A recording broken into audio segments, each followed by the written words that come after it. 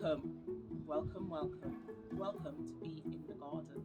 Welcome to be in nature. My name is Tossie and I'm here gardening. I trust you are well because I certainly am, and I hope all things are good for you and all those that you love. Thank you for joining me.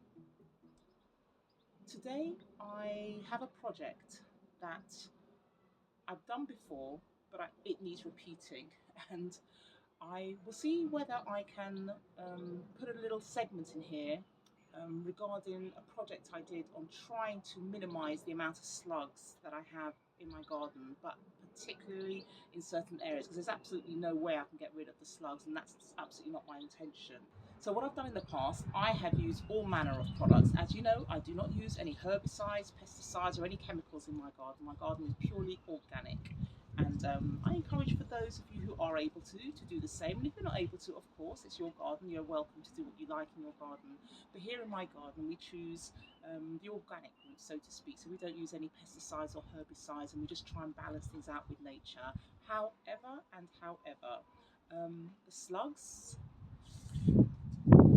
the slugs are causing problems in certain areas, and by no means am I here to get rid of them entirely, but certainly in a few specific areas I'm going to see whether I can use another formula to keep some slugs at bay. I put down some beer traps and they're very effective, don't get me wrong, they're very effective. However, in this cost of living crisis, the cost of beer is not getting any cheaper, is it? So I understand that I can use an alternative, and that's what I'm here to do today. So if you care to remember, you will hopefully recall when I put a lot of effort into this particular container where I have some amazing hellebore. And I was really expecting to see a lot of these hellebore this year. As you've seen, I've got plenty in other areas of the garden, but here in this container, for whatever reason, the slugs managed to still get in here despite me putting in some beer traps and putting in this copper band around the edge. The copper band, however, over the winter has peeled away from the container, but I know for sure that there are still slugs visiting this particular container. I've got a few rogue, either tulips I think I've got here, but narcissi I think mostly. So I've got some narcissi that have come in through here. Probably the squirrels have dug them up from somewhere else and put them in here. But as you can see, the plant pot actually says hostas, and I'm expecting to have 3 amazing big hostas here, and I cannot afford to have any slugs in this container. I really can't. And so I really can't. Do you like the way I say that? I absolutely can't. And so I have, around the perimeter, I planted the hellebore, and they are there, but the slugs for sure are munching on their delicate growth. And I'm hoping with this experiment I'm about to do with my yeast and little bread dough that I'm going to make, that it will prevent the slugs and snails from annihilating this space. So back to the process of making. So the ingredients I have is some yeast. I'm not promoting a particular brand, but I've just got some regular yeast here. I also have some warm water. It's not hot water, otherwise the hot water will actually prevent the yeast from doing its magic, and cold water will not do. I've just got some regular sugar, just happens to be white sugar I've got here, and I have some flour. Now, do you say flour or flour? Do you try and be posh and say flour, or do you have flour? I just have some regular white flour. I've also got a container in which I'm going to mix the dry products, and then I'm going to make use of lots of plastic bottles. I'm going to show you how I'm going to use those for this process. So I'm going to mix into this container here. I'm wondering if you can see me actually. Okay, so I'm going to mix into this container the dry ingredients. So I have the flour. I'm going to put in maybe 2 spoons, heaped spoons of flour.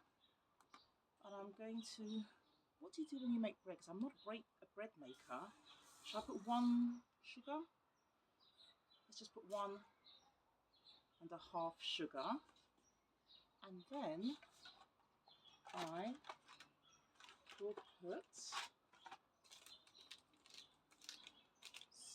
some of, I thought I brought some scissors out with me, there they are.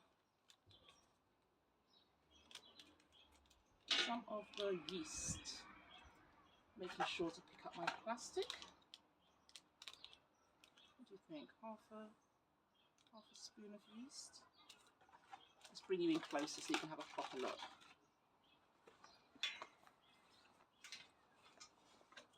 So we have some flour, we have some sugar, have some yeast. I'm just going to mix that all up. Better still, close the lid, make sure it fits, and shake it all about.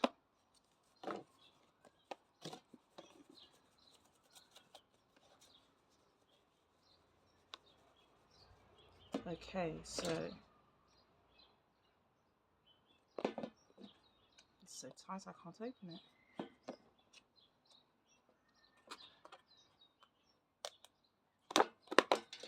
Okay, so that's that there.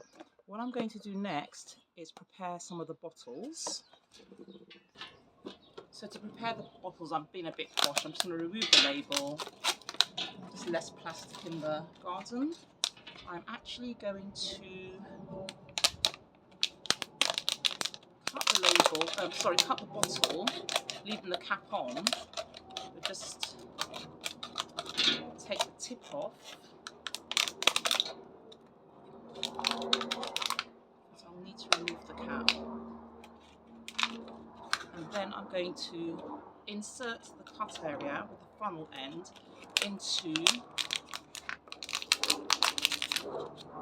back into the bottle.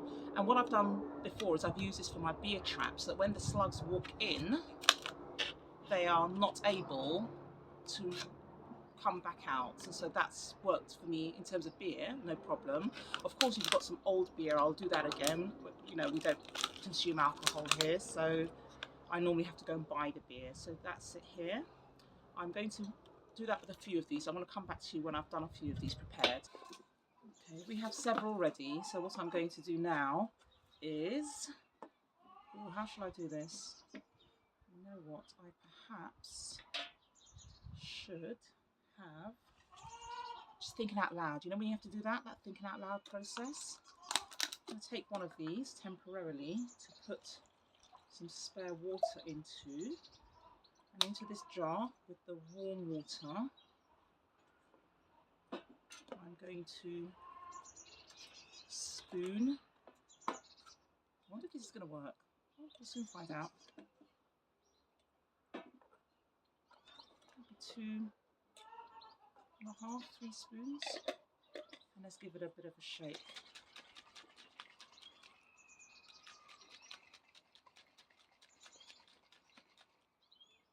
Okay, that's it there.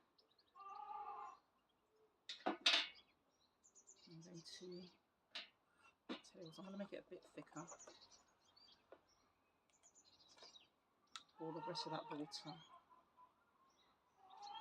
Now I'm meant to leave it for a little while in a warmish place for it to start its activating process, and so that's what I will do. I'll leave it here with the lid just lightly tapped on, and I'm going to come back and see whether I can see the bubbling of this. And once that is so, I'm going to pour some into these containers and leave these around the delicate plants in the garden, but particularly some of the hosta area and some of my other seedlings that are just trying to come through, but they are being challenged because of the slugs. Okay, I will be back once this has been sat for a little while. Now you've got to have rhythm when you shake. You can't just shake without the rhythm. You've got to have the rhythm as you shake. Okay, here we go.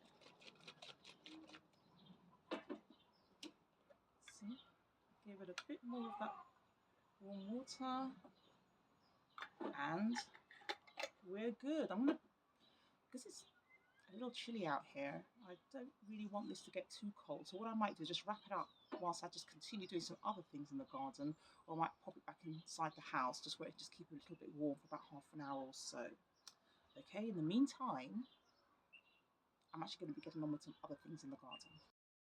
Okay, so I am back with that experiment. It's been more than half an hour. I just got busy and carried away in the garden, as I often do. So here's the mixture. Hope I'm in view. Okay, I do hope I'm in view. Just going to mix it around a little bit. Yeah, you can definitely smell the yeasty sort of smell. Absolutely. It smells sort of very pleasant. We don't drink, so, but it does smell like beer. Okay, and I think it's that particular smell that the slugs like. So what I'm going to do is just pour a little in each of these containers, and then strategically place these containers around the very delicate plants. Definitely the hostas, and I really can't wait to see. And actually I'm glad I've done it later on in the evening time, because normally the evening time the slugs tend to come out, and especially after a rainy day, but we haven't had rain today, which is perhaps good. I'm just going to pour some of this, and it's a smell that really draws them into the traps. One trap will cover a relatively small area, so I do need several of them, but this is going to be interesting. It's probably more cost effective than using beer, that's one thing. It's natural, it's not a chemical, it won't spoil the rest of the habitat in the area. So I'm looking forward to seeing how well these traps do. Okay, so cheers to the slugs. And here is that pot, and this is where the culprits congregate. So I'm going to put one down here.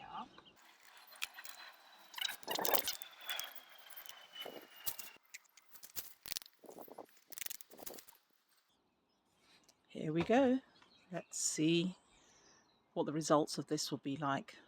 Okay, thank you so much for watching. This is an experiment that we're doing together, right? So for now, a thumbs up. I'd appreciate that. Cheers. That's to the slugs.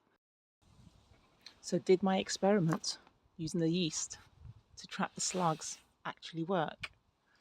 Well, the truth is, not as much as I would have liked it to, but if you are squeamish, please look away now.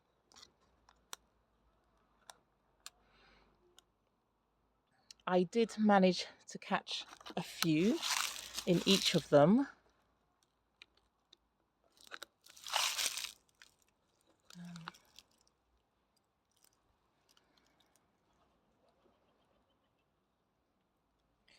So it did work in that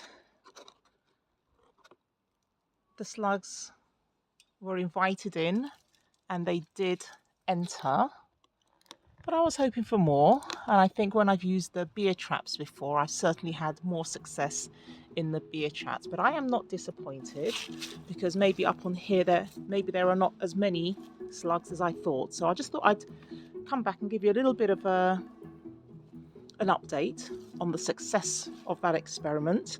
I'm going to look into it a little bit more and just see whether I can make a particular mixture or something that encourages even more, but certainly you have to excuse the mud at the bottom, but it definitely did capture some. It captured some. Okay, I just thought I'd throw that in at the end. So thank you so much for watching as always. Keep well.